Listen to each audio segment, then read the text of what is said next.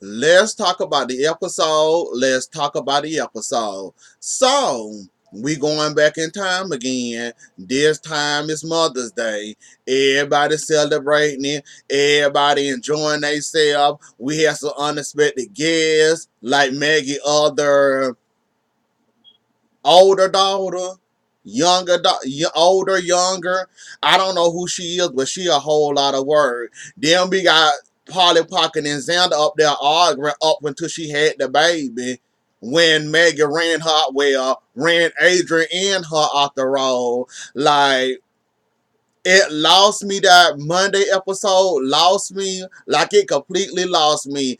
I didn't, well, I was bored all the way through it until about the last 30 to 40 minutes in. That's when it started to make sense, leading up to the time where Maggie ran Adrian out the road. Sarah had her baby. Adrian found hours on days. Maggie's daughter came into town. Makes sense why Maggie started drinking, driving, and ran Adrian out the road. How Will ended up in prison. How Xander and Victor put Will in jail. Cause yeah, it all makes sense now. It's all coming to me now. Like, that Monday episode was a little slow, but once you watch it and paid enough attention, you saw what they was doing. Cause we was going from present day to Mother's Day, then we went to the future, then we went back a little bit. Like, I was surprised I kept up after that Monday. Where the Monday episode was the snooze fest, and to the end of it, then it started to get good, and then it started to pick up. Then we seen Adrian didn't want to she wanted to work on Mother's Day. Will talked her into staying home. Will said, "I'll cover from you." I thought it was Will ran Adrian off the road. Cause the way they was showing it, Will was driving. He was too busy playing with his phone trying to call Sammy all this time, but he managed to call her on the way, attempt to call her while he was driving. Like, he couldn't have pulled over and called her. He gonna sit there, and you know how they doing, the subs are always playing with their phones, and that's when the danger happened. That's when the action happened. So I thought it was Will this whole entire time, judging how she was driving. She was tooting her horn, saying, "Hey, move over. What are you doing? Move over." And he oh shoot and started swerving. And then they had me thinking it was Will up until the time they saw Maggie up in the ditch too. And Xander thought it was Polly Pocket, and then it was Maggie with the bottle in the car. So you were drinking and driving with the bottle up to your head driving. Will was texting and calling and driving. And Adrian, she tried to hold on, but she couldn't hold on, and she ended up swerving into some, look like the bushes or the impact, or she must have hit a tree or something. Cause when she stand up, she fell all the way back down. Polly Pocket, she was all right, but she was knocked down. I thought she lost the baby, but to find out the baby did come, Xander came. She called them. Xander heard all of it happening, so he kind of suspected she got in an accident. He already knew where she was. Xander thought he got to Adrian and Polly Pocket, to find out he was the Maggie, the one that caused the whole mess. Like, I really, just looking at that moment without Maggie, I thought it was Will, and I would say, "Oh Lord, Will, you done got yourself into some more mess." I thought it was Will this whole entire time, but I read a spoiler and somebody told me it wasn't Will, it was Maggie. And basically they was playing it back, showing us what happened last year to now, how Will ended up in prison, cause I'm pretty sure he think this is his fault, even though I don't know how you know how Will gonna take the fall for anybody, just like he took the fall for EJ once upon a time when EJ shot was it Rafe in the back, and Will took the fall for that, and he was to go to prison for EJ because he didn't want Sammy to lose EJ. Yeah, that was rape and EJ shots rape and Will took the fall for that. Adrian couldn't enjoy her spot day in peace because all the chaos going on and all the drama going along. So she wanted to get Polly Pocket to the hospital where they ran into the until she ran into her older sister, the real brat of the family. Now I thought Polly Pocket was the brat. The brat is this other girl. What her name is? Molly something. I forgot her name. But yeah, that one is a real Maggie. I know you happy to see your daughter, but she is a firecracker. Like really she is.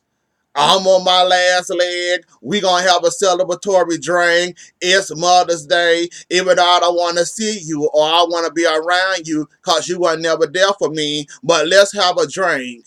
You on your last few legs, so your kidney, Maggie alcoholic, knowing she shouldn't be drinking. You can bring your own bottle, telling her to drink along with you, and that's your dying wish. Like, that whole thing messed Maggie up. I can kind of understand why Maggie ended up doing what she did, but she shouldn't have done it, but she did it anyway. That mixed with drinking, emotions, trying to show your daughter that you care for her, but she really don't give a you know what, and probably noticing you probably went running behind her, getting in your car, thinking you can talk some sense into her. But we know when it come to y'all on these soap operas and the pressure of doing the right thing and the pressure of taking that drink, y'all are rather take the drink rather than to keep a clear head and try to talk some sense into that person. But yeah, Megan, you got two grown daughters. I think that one worse than Polly Pocket. I don't want to see her never again. Like, I hope that was her little last little stink with her, because I can't do that daughter. Like, I can barely handle Polly Pocket and can barely digest her behind well. And here come the next daughter, even growner than Polly Pocket, talking about some let's have a drink, knowing you are alcoholic, knowing you shouldn't, but she forcing you. Well, she didn't force you. Basically telling you to drink with her. Poor Adrian, you had to go like that. So I'm guessing we'll fit to take the fall for this, like I said. Even though he got great news and Sonny wanted to have another child.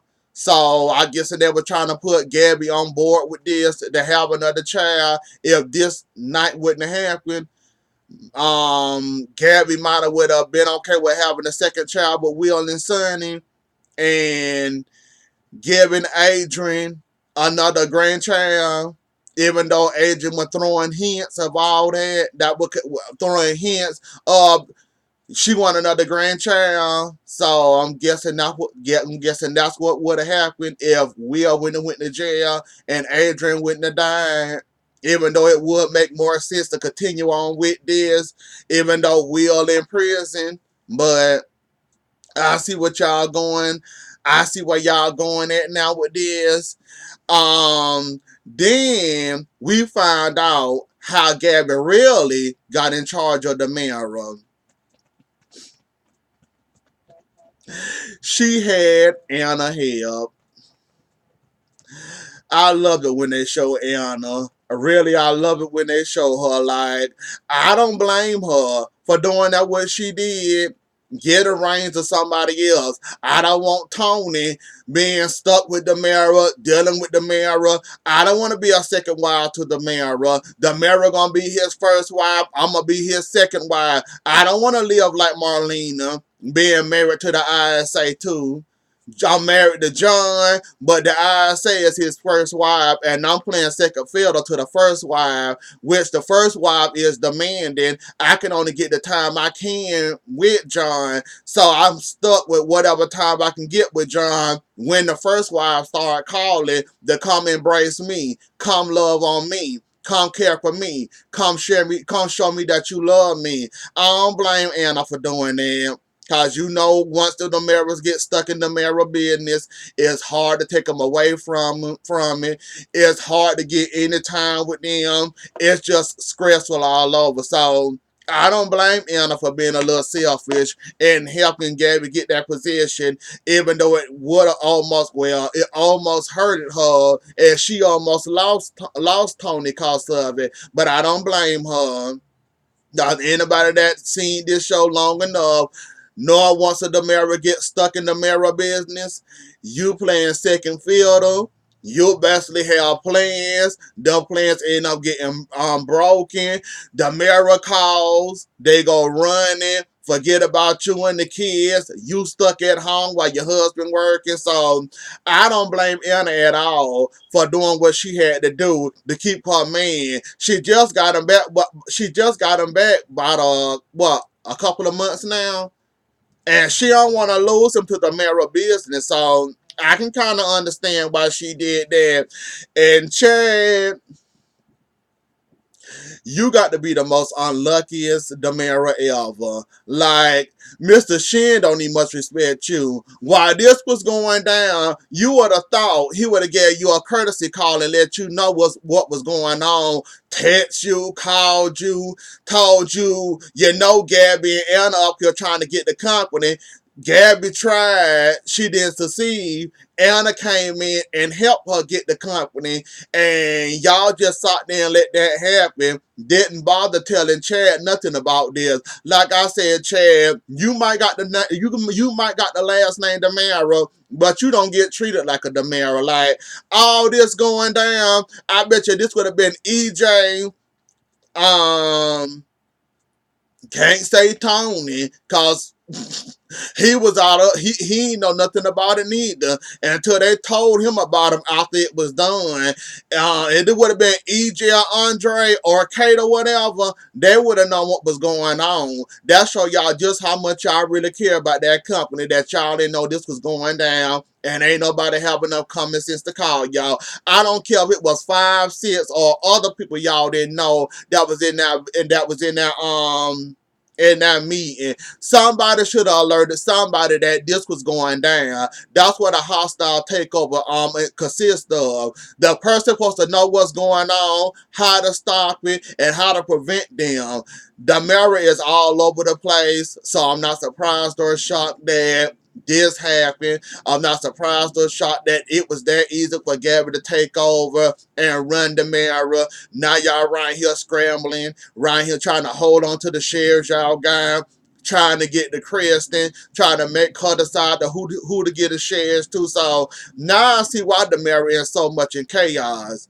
I thought Titan was in chaos. Nah, the mirror is in much chaos. Well, is in more chaos than Titan could ever be, because y'all was supposed to be alerted. Somebody should have called y'all, text y'all or something for this was going down. Y'all ain't gonna tell me that didn't y'all not gonna tell me that everybody didn't know this was happening.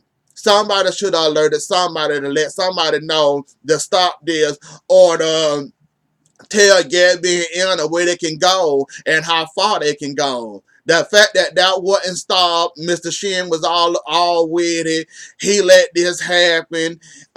He let it happen, and then it did happen. Showed me that y'all don't know who running the mirror. Y'all just living off of the mirror, living off of the name, the money that's been divided by all y'all, and the marriage just keeps standing, and y'all get to have y'all luxury lifestyle y'all live, because ain't no clear control over who running the marriage. This happened. It shouldn't have happened. Wasn't nobody trying to stop it. Mr. Shan, you already know he ain't trustworthy, even though he was in the Stefano back pocket. He can't be trusted now that, well, he thinks Stefano dead, but Stefano ain't dead, and he let this happen. Now I understand how Gabby got the reins of that company so quick, and how y'all scrambling trying to kick her out, and look like y'all ain't gonna win. Um, let's go ahead and talk about Brady, Kristen, her labor, Eric, Nicole, and all them in the one. So last year, Eric and Nicole, they were celebrating Mother's Day together. Um, they was still together. They was happy. They went to Marlena's house. Well, Eric went to Marlena's house, but before he got there, we got Brady. Didn't want Kristen to spend Mother's Day alone, so he decided it would be a great idea to bring Kristen over to the worst person house possible. The most people she then tortured, terrorized, stalked, killed, and everything else under the sun too, Marlene and John, and want them to get along for the sake of the baby and because it's Mother's Day. Marlena, y'all better than I ever be. I would have told Kristen to go turn around and get that out of my house. And I would have slapped the out of Brady, slapped the you know what out of Brady, and told him, why would you bring that devil on my doorstep? I understand she pregnant. I understand she having your baby. But she didn't did too much. Like, there's no covering it up. There's no feeling those emotions when them times. Kristen done tried to kill Marlena how many times? And all that, what she done did to John, she done raped your brother and all that. Like, Brady, that was messed up that you brought that devil over there to that woman's house on Mother's Day. Like, that was messed up. I don't care how you feel about that. And Kristen supposed to be not supposed to be alone on Mother's Day. She should have stayed her behind home. Like, that was disrespectful and rude in my opinion. Like, you could have kept that woman home. And then Eric walk in and get the shock of his lie. His rapist looking at him dead in the face. Like, Eric Brady, you weren't thinking that through, was you? We understand you was in love with Kristen last year. We understand you was happy. You was happy and all that or whatever. But you could have left Kristen home, especially away from John and Marlena. Those was her number one targets until she got her hooks and claws into you. And you gonna bring that devil over here just cause she having your baby? Like, Brady, that was wrong. Like, I hope you don't think you get a pass for that. If I were Marlene, I would have took you in my room and I would have told you the hell off. I wouldn't have cared if I hurt your feelings or not. That was wrong. Even though it was Mother's Day and Marlena said, I can keep the peace for this little few moments, I guess. But I wouldn't have. Then we got her, Marlena embracing her. She let her stay. Then this is when her labor kick in. She at the hospital complaining of the cramps and labor and the pain going through there. We already know she got to keep her stress levels low. So the labor pains was too much for her. She ended up passing out and ended up losing the baby. Well, she had the baby, I think, but she ended up losing it anyways. And I still don't get why she blamed Haley, but okay, maybe y'all did explain that to us more. And this is the time where Jennifer's still in her coma after being pushed from a balcony. So Haley helping Jennifer out, combing her hair, keeping her warm. Then we got Haley helping Kristen out while her obstetrician, that's what it is, dealing with somebody else in labor, and Kristen up there cussing it well, acting like she want to kill somebody right now. The pain was too much for her. That's why she ended up passing out from the pain for the labor. And we thought she was gonna have that baby, but she ain't end up having that baby. I still don't get why she blamed Haley for this, but okay, I guess we'll find out and have to keep on watching or whatever. But I still don't understand why she blamed her for that. But okay. Is that it? I think that's it. Is that it? Yeah, that's pretty much it for that whole situation. Um, maybe we'll get some more. Maybe we'll get some more of this story this week or next week.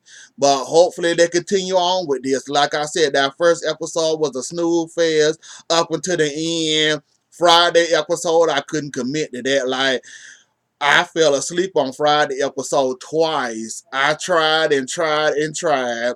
I couldn't stay focused on that Friday episode. I can't even much tell you what happened on Friday episode. I fell asleep on that thing twice. I almost fell asleep on the Monday episode until I kept watching and stayed up with it and seeing where they was going there with the situation. But I kept up with it.